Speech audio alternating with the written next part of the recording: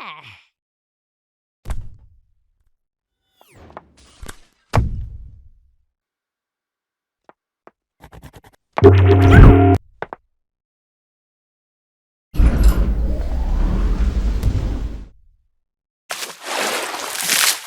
welcome back to part 2 then of this whole, dance move video. In the last one, of course, we went through structuring, most of the main move, getting all of our, timings and pace and everything else down. And we'd reached the stage where we were ready to start doing some more detailed tween work, which is what we'll get to right now. We take a little bit of a jump ahead then to where I've already cut in some of these tweens, so let's have a look at the motion as it stands now. We see that we're starting to get a good bit more detail, as well as accentuating some of the snap going on by, of course, holding things in between along certain places. Fear not, you've not missed much. There's nothing specially magic that we've done here. We've seen plenty of action of tweening things along the way so far in the various past videos. So let me just, detail out the specifics of what we've done to this guy in this case. First of all, you can see that as we come into the down here, we've really just tweened the arm off a little bit, so this left arm here is slightly delayed. It's sort of holding a bit halfway before it comes up there.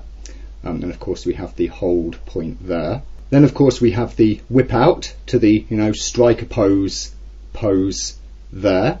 And really all that I've done here tween wise is just to tween up his right arm, so you can see that he sort of throws that under and out now, so there's a little in between frame just there that keeps his arm tucked tight, ready to pop out there. And you can see I've also put just a little bit of overshoot onto that just as he comes out. It's just 1, 2, 3, 4 frames there as he comes out of the pose, and then of course we hold into that. So I've just made a small modification to that pose there, nothing major at all. You can see as well that I've put some head action on, so you see that his head is turning preemptively. He's looking ahead to sort of where he wants his head to be, so that's sort of overlapping the action on the body there. Right, so that's basically all that we've got at this front move here. So let's look at the next one then, which is his step through and slow slide there. Well, you can see that I've got his body right hooked over at this point, and then he pulls that body up quite swiftly, so we get this greater snap up on the body there, compared to the speed at which he's moving the hip and sliding the foot. As I think about it, just watching it back, I see that it is only a 5 frame move, and I'm actually tempted just to bring that out another 1, 2 frames there, just as that's not quite such a snap, given of course that the rest of the body is doing this sort of slowed action. Also notice what we do with the head here. It does this little tip, so of course it comes round, it's looking that way. Notice how it's posed there. But as his body slinks, you see we begin to tip the head down, so it's as if the head is being left behind slightly, It gives it this sort of slickness to the motion. We can see as well that as he comes into the turn, we've begun tucking the arms up like that. They're then up by his chest, ready at this point to do the push down like this, which I might have coming in just a moment late. But of course also notice that we've got this tween where we're trying to keep the hands in a line, so the elbows go out at that one point there. So that's our whole move like this. See, so there are the arms pressing out and down. If we wanted to, we could perhaps pull this frame for the arms out by a couple there, and then also this one out perhaps by 1, and that would give a slower ease like that. But I'm also partially tying it to the movement of the head, which of course you notice I have him looking back at where he's been. You notice he spins his head preemptively there to catch it, but then as he comes up he starts looking back that way. So we've keyed that little turn piece on the head there as well. Then what we've put in during his hold, I've just extended this a little bit, spaced it out more, so he does this little look back before turning back and going into his pow, into his little woohoo. And also notice I've given him this pre-slide, so we get this anticipatory slinks over one way, and see how the head counteracts that whole thing there. So we've got the body and the head timed against one another as he slinks back, and then he breaks out into his power move there. So there we go, comes around, tucks in, comes up, straightens out, arms squeezed down, looks back, checks, swings, at which point you notice he does the foot exchange there as well, pow, out, and again we get a little follow through into this pow as he comes out there. Then he's straight into the kick, of course. You can see that we're starting to bring the arms down, but we're tweening this left arm here to make it sort of down and hold at his side, so as when he does the kick forward, bam, the left arm goes back as the left leg comes forwards. Then as we spin him around again, notice he leads slightly with his head there. The head goes off just that little bit swifter. And as the arms whip round, of course, the right one coming back, the left one coming forwards, as he goes through a small spin, notice that we tuck the arms in close into the body. So during his spin, his arms are tucked up against himself like this. Then, of course, as he starts to come out of the spin, notice that we've started to lean his spine there, just as an in-between in that last turn. So he's leaning over, which is sort of, throwing him off balance. So this helps to, stop him rotating as well. And also it's a curve reversal for the chink that he does there. So of course he's bending to his left, but then he snaps and bends out to his right. And you'll notice that the tucked in arms here roll round, and then they're ready to just go snap and power out from the move like that. So we've got that in between on the arms there. Then we just held that just a fraction of a second longer, and I've got this turn of the head come before he ducks out and starts to go into his next move there. So again, if we watch this all right the way through, we can see the nice little sort of slinky movements that we've got him doing there, and you can really start to get the sense of him really sort of throwing his body around now. You can see him doing more with his spine, whereas of course we've keyed in betweens for that. And also of course the arms, the way that he rolls and throws those as well, that gives a lot more dynamism to the way that he's moving. Also those little tweens and overlaps that we've added on the head, give a sense of him, thinking his way through. He's sort of giving direction with his head. It also of course creates a moment there when he's in the hold, you see, and he does the look back, does this little double take with his head that helps sort of keep him alive whilst he's there. It gives him something to do during the hold, but it also partly explains why he's holding at that point. Dance, as they say, is a narrative, and so of course what you're creating with this little double take on the head whilst he's in that hold is narrative. You see that he's purposefully waiting. So what's next for this guy? Well, the next thing is really going to be to start working on, the real detail of the in-between for this whole motion. And a lot of that may not require specific keyframes, because of course a lot of these moves are quite fast, and there's, only short amounts of time between one sort of main key and the next. We'll probably find that the curves will do an awful lot of that for us. And certainly once we've got the curves in, then we'll be able to see more easily where we really do need to start adjusting, extra little bits of tween specific keys, or perhaps even offsetting time, which we will probably do for some parts of this, where we will change the, exact timings of when a foot lands, or, how a elbow overlaps with a shoulder and stuff like that.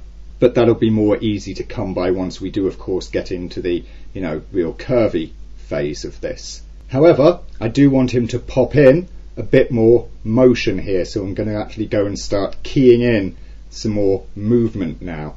And what I'm going to say is that this pose that he snaps himself into there, that this represents a hold. So he's going to come up here and sort of freeze. So I'll just take his items there. I'll count, I'm going to say 10 frames at the minute. Again, we can adjust these timings later, and I'll just key them all off. So we've got him held there, 10 frames after. Then what I'm going to do is I'm going to have him do another little sort of check take, as it were. So I'm just going to nudge him slightly backwards, give his spine a tiny little touch down, and drop his head and neck so he's looking down. I'm also going to counter position these arms for the drop that they've had. So I'll put that up there like that. and I'm not going to make such a great move on that one. So there we go. Does this sort of little take, wham, take. Again, I'm going to have him hold this. I'll do it this time for 8 frames, just at a guess, as I say, you know, we can work on that specifically after. Then what I'm going to do is take another, I think perhaps 6, 1, 2, 3, 4, 5, 6, that's 201 then, and I'm going to return him to the pose that he was at here, so 201, let's copy that over. So he comes down, looks back up, yep, and then going to hold this for another 6, so 207, and then we're going to start him moving, so he's going to, you know, as we'll see, comes across, freeze, take, up, go. Let's just see it play back there. Yeah, okay, that seems to work. This, of course, is another little slow, if you like. So, of course, you know, we had this slow here, then he's gone, you know, into a fast, fast, fast, fast, fast, hits another slow, right? So now we're going to have him move again, and we're going to break him into a walk. What I want to do is make this cycle 12 frames, so I'm going to come out 1, 2, 3, 4, 5, 6, 7, 8, 9, 10, 11, 12. Grab the foot here, this will be his first one to move, and I'm going to drag it backwards to around there, so pretty much the same spacing that currently exists, and then we'll drag his hip, or his root, rather backwards as well. You just find out how much. I need to pose up these feet. So at frame 12 I want to set the rotation on that toe item there back to 0. And where's his hip? It's more or less over his ankle, so let's get that, make sure it is roughly over his ankle there. Make sure we've got him centralish across there for now, and let's take this toe and bring it up like that. And yep, you guessed it by now, we're going to moonwalk him. Not just any old walk cycle, we're going to do a moonwalk cycle. So lovely. Alright, let's try and get him so as he's, you know, got himself around straight by this point, or straight enough on his route there. Then we'll just go another 12 frames, make sure that we hold this foot back at 219 there, so it's at 231. It can once again make a move backwards to the next contact point, if you will. Fix the values on those toe pivots, or that toe pivot first at least, as I can move his root back. Should be about there-ish. I can look at the spacing, of course, on his motion path there. Get that foot up like that. So there we go. Sweep, sweep. Very basic at the minute, but of course that just needs some tweening, which we will get in there.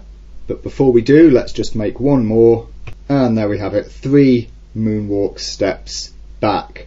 Okay, so let's tween that off, shall we, because it needs a nice specific tween to work. Basically this foot posing that we've got, one flat and one pivoted up, that's what we need to keep until, you know, he completes a full cycle and then he snaps the feet down. So I'm going to say 3 frames for now. 1, 2, 3, that's 216. So if I grab both of those toe controls, come here, key it, 216 to copy them there.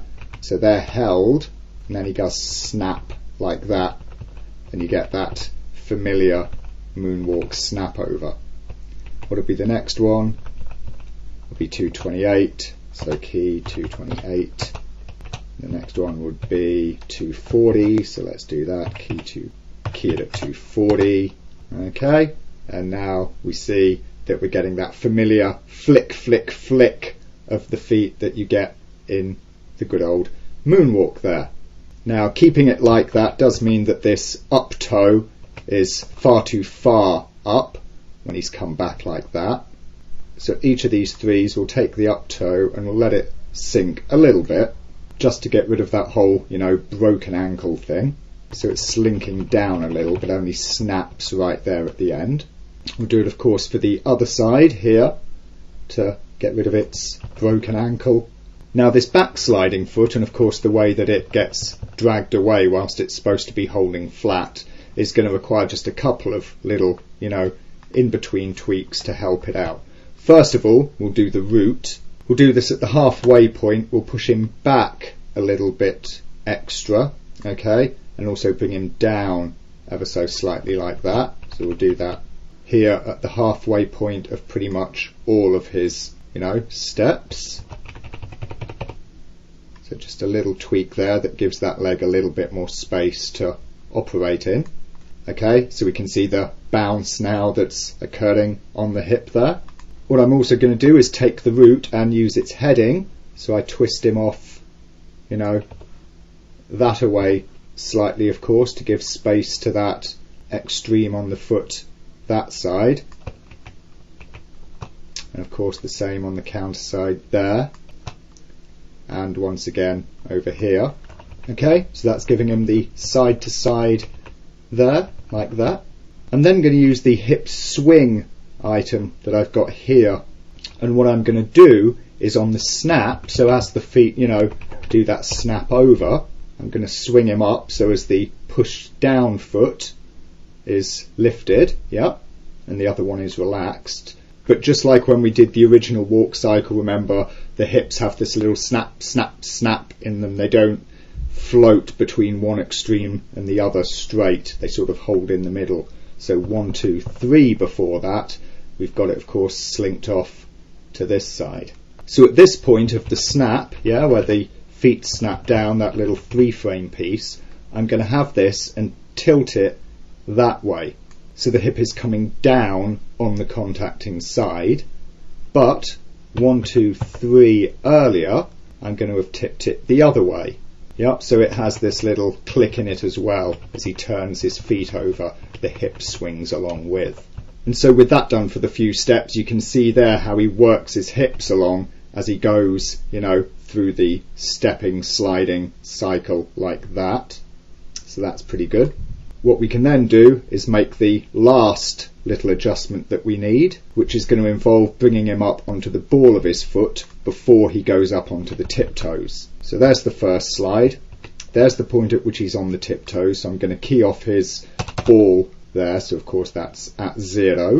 I'm going to find the point, which is about there, where his foot is completely flat. Key it there so it stays at 0, and then at the 1, 2, 3 right there before he starts to lift up onto the tiptoe, we'll give that a little rotation to allow his leg to be doing this like that. And so we get the snap right out at the end. And so there we go, with those bits of movement keyed there on those items, we see the basic mechanics of our moonwalk taking place. Let's look around. We can see him slipping along there, doing his little backwardsy moonwalk piece. Obviously we need more to go in and start happening on the body and arms and everything else, but for the minute that's a decent start. What I'm also going to do, whilst I just think about it, is to of course do some side to side on the hip here. The interesting part about the moonwalk is to actually slide one foot back. It's the other foot that's taking your weight. So what I'm going to do is at each point where he's up on a specific toe, I'm going to push him slightly to that side. Then we come to the next one and he's off slightly to this side, and to the next one, off slightly to this side, and so on like that. And so there we have him, slinking back and forth, hip shifting side to side, up and down, and so on to help give him his little moonwalky motion there. So just before we start worrying about the rest of the upper body during this section, let's just remind ourselves how the entire piece looks. So there he is, and out, and step through, and woo, and wow, and spin, and what, hup, yeah, lovely, look at that. So there we go, nice little set of dance moves going on there for our fella. So another little flash forward and we can see what I've done, to the remainder of this moonwalk. Then first of all we can see that, I've extended it a few more steps to take him just a little bit further back, make the cycle just that little bit longer. Nothing particularly special there. What we want to observe is of course what I've done for the rest of the body here. And so notice the spine, of course, how that sort of leans forward and back, and you'll notice that as he comes through his passing position here, it dips down forward, and then as he comes out to what would be the contact, I guess, here, the snap, I've got his spine straightening up, and it basically just ping-pongs like that, of course, whilst also counter-twisting against the heading rotation on the roots, as of course, you know, his body stays pointed forwards in this fashion here.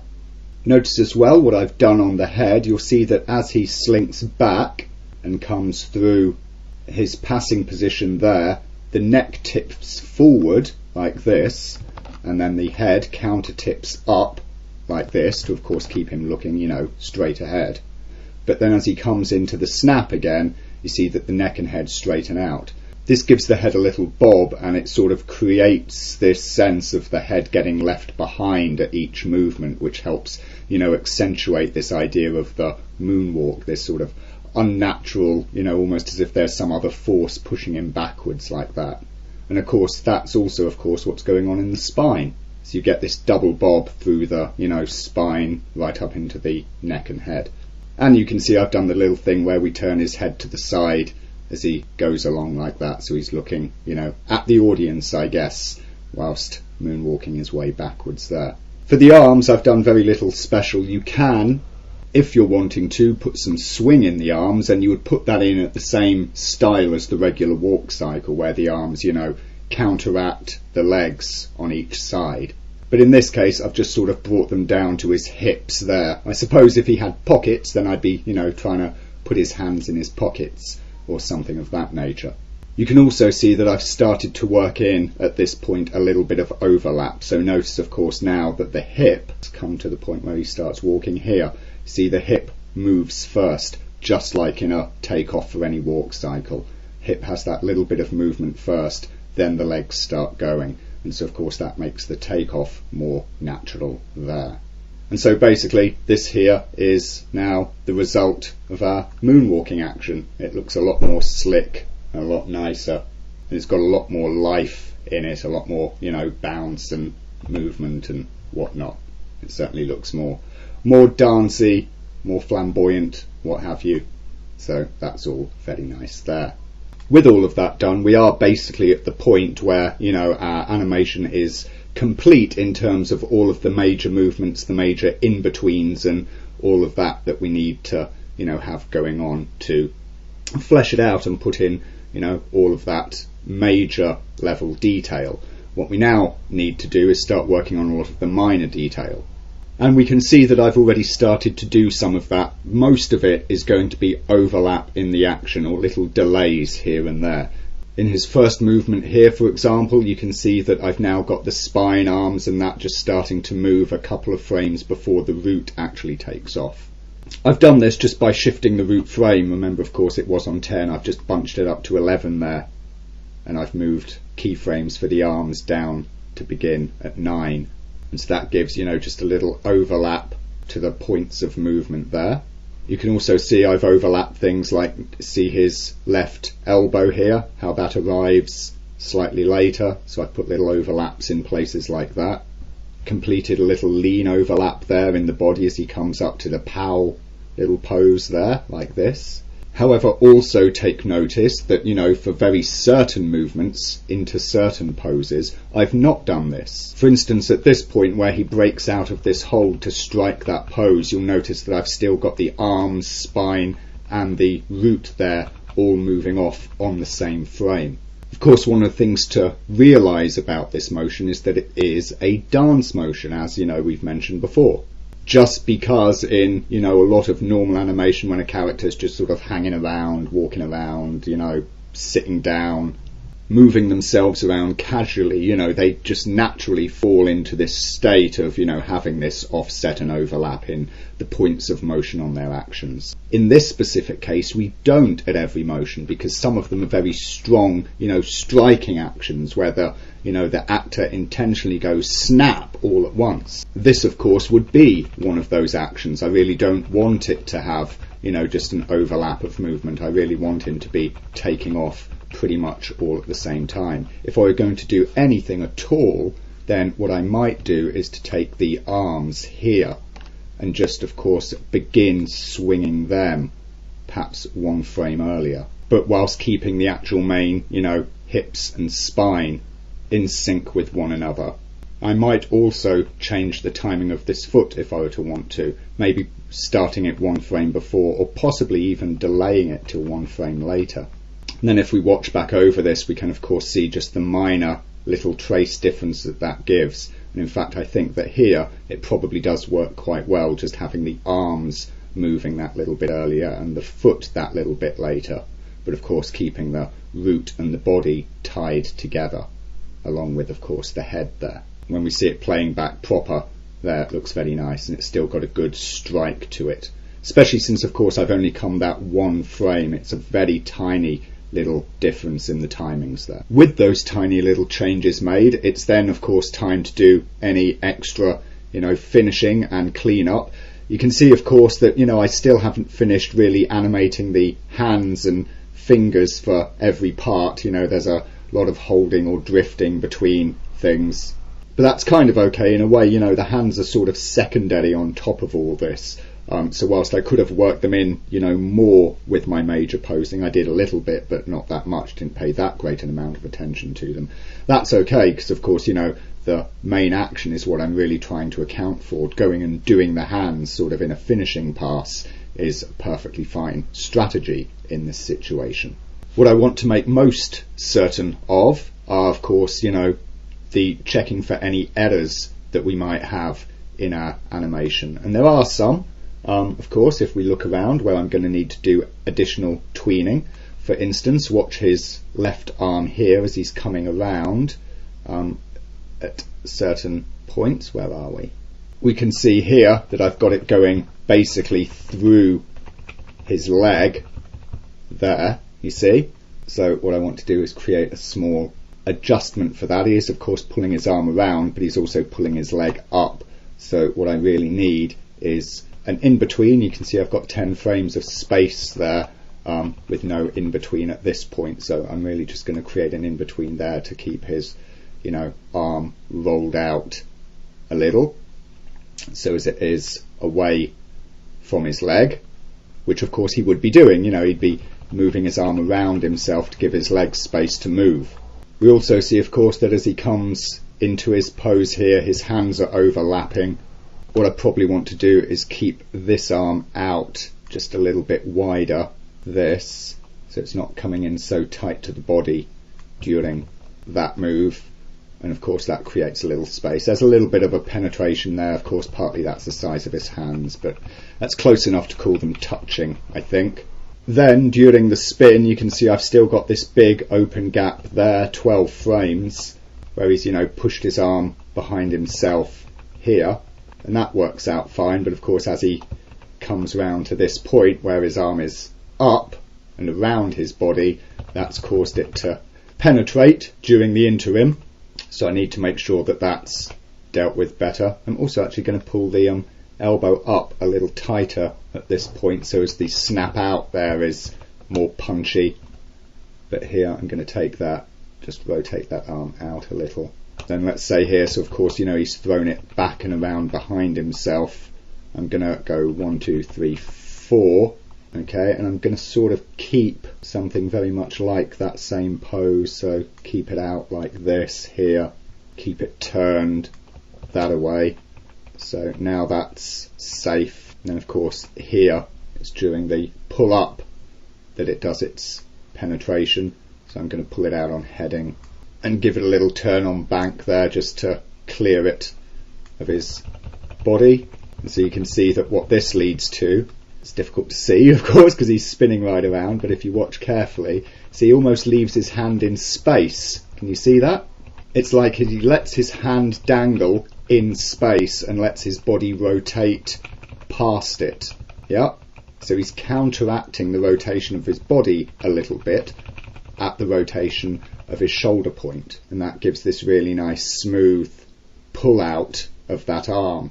You see that there? Very clean little mechanic where he's sort of working into his roll, but he's also working in space as well. Very funny little sort of double in, overlap out, It's sort of like the arms parented to the body in the spin here, sort of unparents, reparents. It's weird, if you get my meaning, that is. Very similar, remember when I was talking about the zombie right at the beginning of this, the Z bikini girl, and some of the weird overlaps with the hand, whilst the body was going one way and the hand was going another, and maintaining nice arcs and positions and things. This is a good example of that same thing happening right here. So you see how we can easily achieve that with a little bit of careful in-betweening.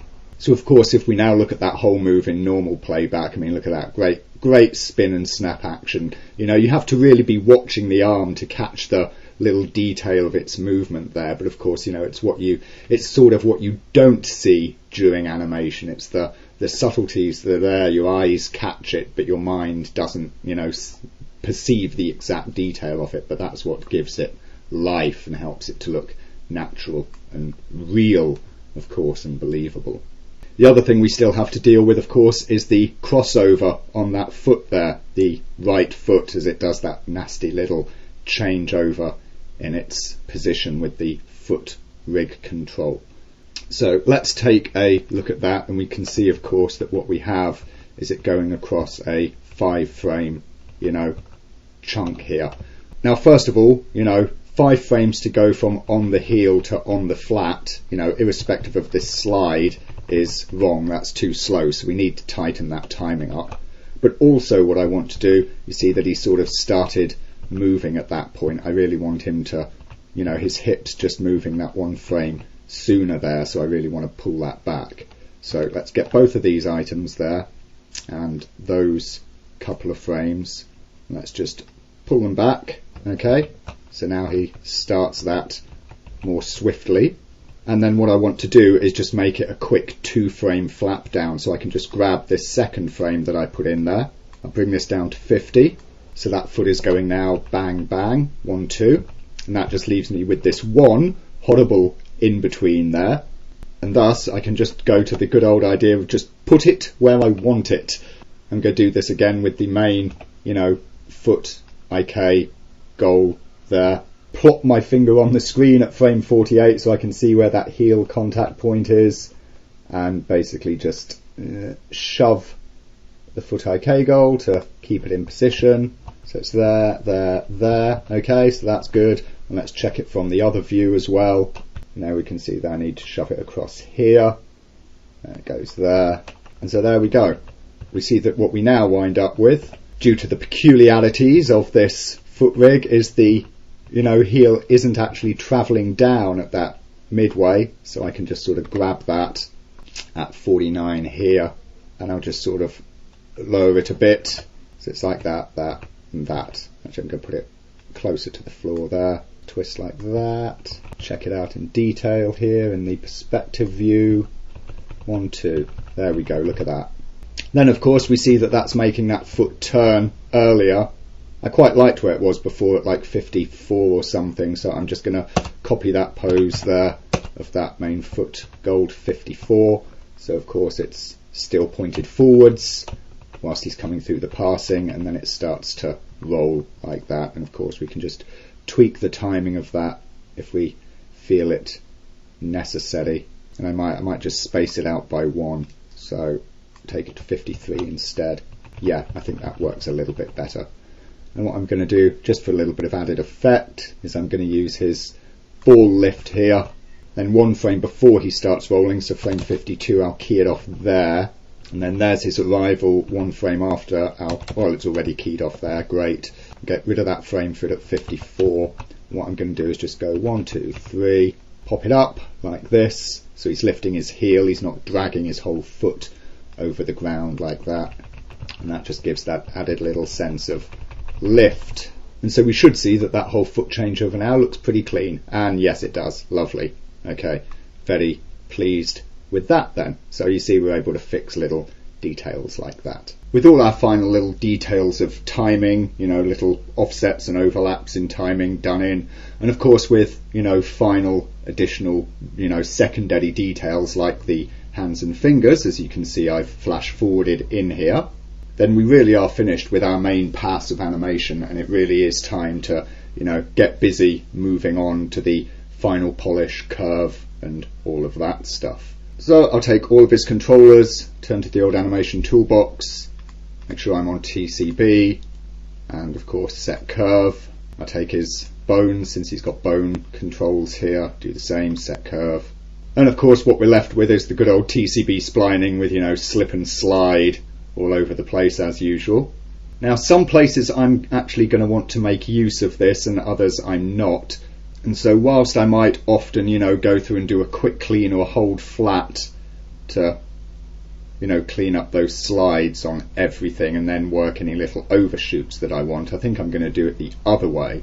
The big problem with slipping and sliding is of course the foot controllers, so I'm just going to select all of those guys, and it is to them that I'll use a flatten holds like that, which we can see is, you know, pretty agreeable. It's taken out those little lumps of overshoot, so I'll apply that, and then let's take a look at how our animation otherwise is behaving. So there he is, and off he goes, and we see there's a little bit of too much wobble in the hips in one or two places, but other places actually it's pretty good, the little overshoots that we're getting. Obviously the feet have been nice and had their curves flattened out, so that's pretty decent. I should also make sure actually to do it for the pole items for the knees, so as I don't have any unpleasant areas in those either, so I'll just do that there. But now I'm going to work on tightening up the curves on the rest of the stuff pretty much manually, and I'm going to start with the root, as of course, you know, everything else sort of coming off the root and being a child to it, I sort of need to make sure that I've got that worked in first. So I can see of course he's doing this funny little bob in the first part before he turns, and actually I think I quite like that. So I will keep that, but I'm just going to bring up my graph in the meantime, so I can check out all of the pertinent areas. So I will tighten that up a little bit, just so it's not too crazy, but not all that much. Right, so what do we see? Well, he comes in there, that's nice, and we can have that little bit of overscoot, that's good, but then this one here is probably a bit too much. So let's grab that section and flatten it off. And I'll also tighten that ever so slightly. I see an opportunity here to put a bit of backswing to just accentuate that, you know, transition. Then when we come over here, there's too much swinging around there. He's striking a pose, so that needs to be tighter and stronger. So this second pair here, those can tighten off completely. I will leave a little bit of overshoot, so I'll bring these up quite tight, but not at full, you know, one. So it does give just a little bit of overlift like that during that little transitional point there. Out of that, I also see a problem that I've made here. You know, he's off balance when he comes into that step. What I need to do is have this foot coming off later. Completely missed that, so let's grab that and bring that up to 51. That's 2 frames, so he starts to move ahead first, then the foot comes off. Aha, okay, that's better there. Nice little cleanup we've spotted. In fact, what we can possibly even do is just tighten it up an extra 1 like that. And what I will do, look at this, even opportunities for new fresh animation here. I'm going to take the toe lift there, which is ordinarily flat throughout this entire sequence, and I'll make it flat there, and I'll keep it flat at that point. That's frame 50. So I can actually just move this keyframe, can't I? Yes. And then what I'll do is 2 frames after, so whilst his thing is moving, I will start to just give him a little bit of lift like that. There we have that. That looks considerably better, I think. Okay, good. Nice little spot there as we're working through things. Right, let's concentrate back on that root again. It's coming around here. You can of course see the big long transition cutting across there.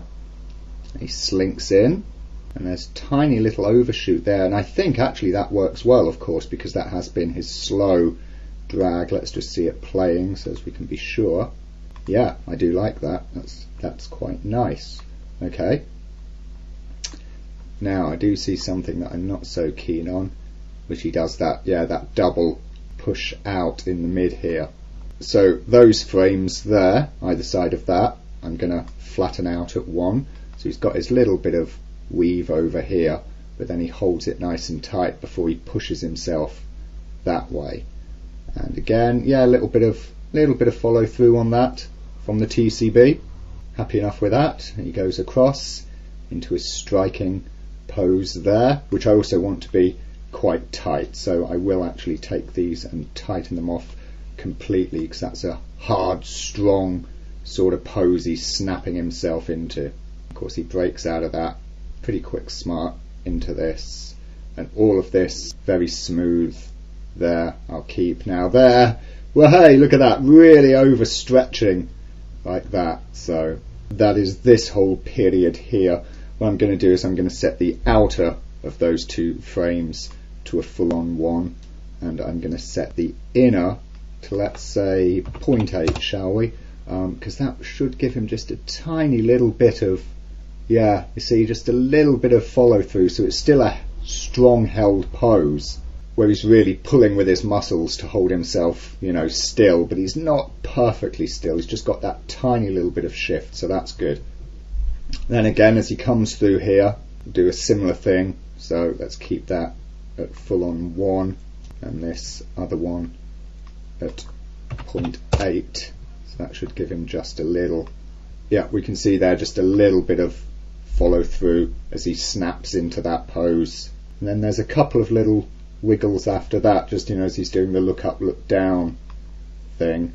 So that comes across here, and then, yeah, I get this accidental push forward, of course, before he reverses, so I want to take that out mostly.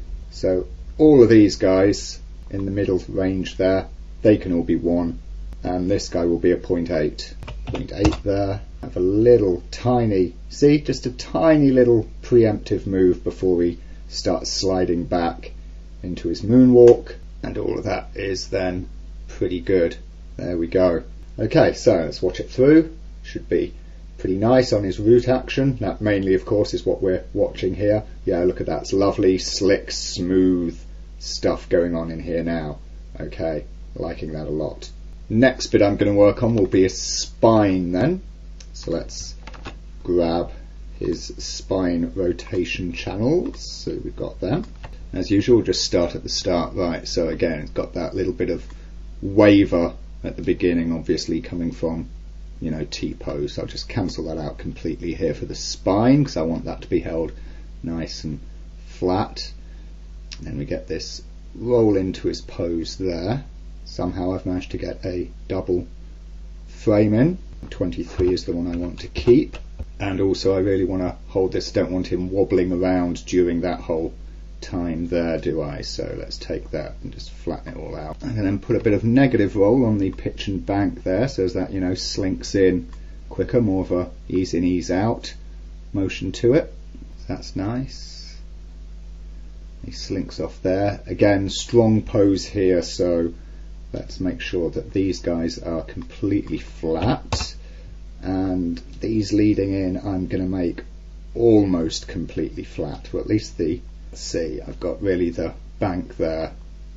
That wants to come to almost completely flat.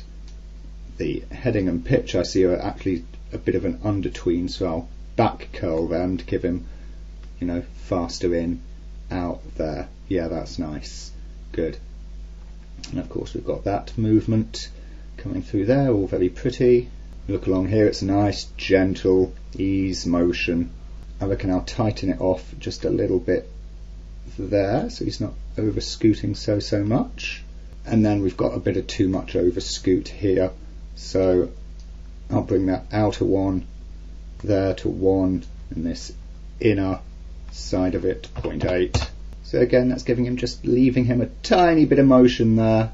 Then the slink over here, I'm going to tighten that out. Not much and not completely, but just tightened out some there.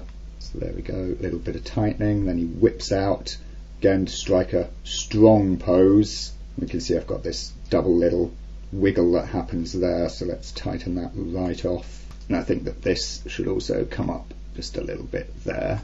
He comes slinking out of that here. Again, that can just do with a almost full tighten, but not completely. Got a little overshoot. Then all of this here is the spin, I'm going to tighten up just for that initial bank there, but that'll be it. The rest I'll let go nice and smoothly through. I can see an opportunity to sort of underlap that bank there. They come out, and then that should be stronger. So the outer of those frames I'm going to tighten completely, and the inner one I'm going to tighten mostly, something like that. So we've still got a little bit of lean to it, but not a huge amount. Keep it very subtle there. And of course we get the tween as he comes across. He comes up there, and that's too much bob, too elastic. Again, I want to keep a bit of bob, but I'll tighten the outer, and once again almost fully tighten the inner. Then during this hold here, I'll keep that fully tightened. Same for this hold over here, I think. Yep, that's looking good. And then off he goes, and into the moonwalk, and the whole of this is just a nice gentle bob going on there. If I want to, I can just put the ease out on the very final frame. So let's see how he looks after those adjustments. There he goes, dancy dancy, looking good. Yep, pose, look at that, nice and strong poses, but with, you know, tiny little bits of overlap. So that's, yeah, that's looking nice. I do like what we're getting here. Okay. Finally, of course, we take another flash forward to see that I've done, you know, the head, neck and arms tweaked off there, splines and so forth. And it's pretty much exactly the same as I've already done.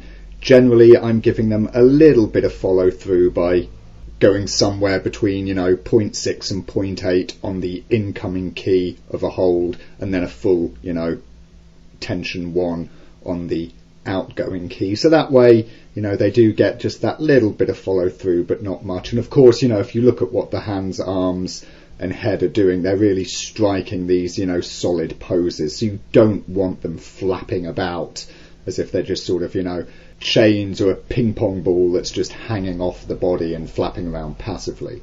They are very active items, so they get a lot of, you know, reasonably strong flattening, so as they can, you know, strike these, you know, strong poses there. But you see, we still give them that little tiny little bit of weave so that they're not completely stopping dead. And the result that we get then is our lovely little animated guy here, you know, going around doing his dance. Look at that, smooth as silk, really nice, great timing, great motion, and of course an awful lot of stuff, you know, going on here. All of this different little overlaps of force, these weight shifts going on all over the place, you know, lots of different types of motion. He's going fast, he's slowing down, he's striking a pose, he's spinning around, etc.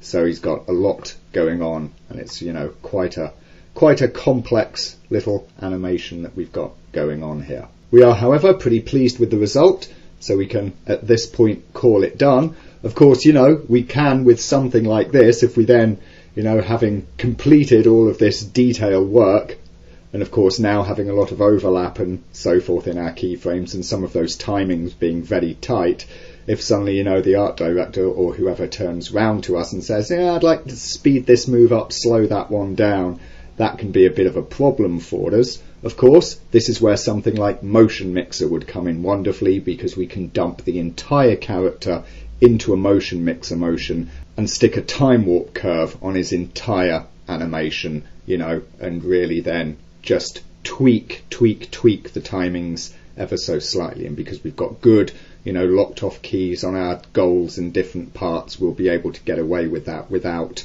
much or any, of course, fixing after the motion mixer pass for retiming would be done. But assuming that we don't have to put up with such a hodder after we've finished animating, then, you know, we are complete, and we're very pleased with what we've achieved.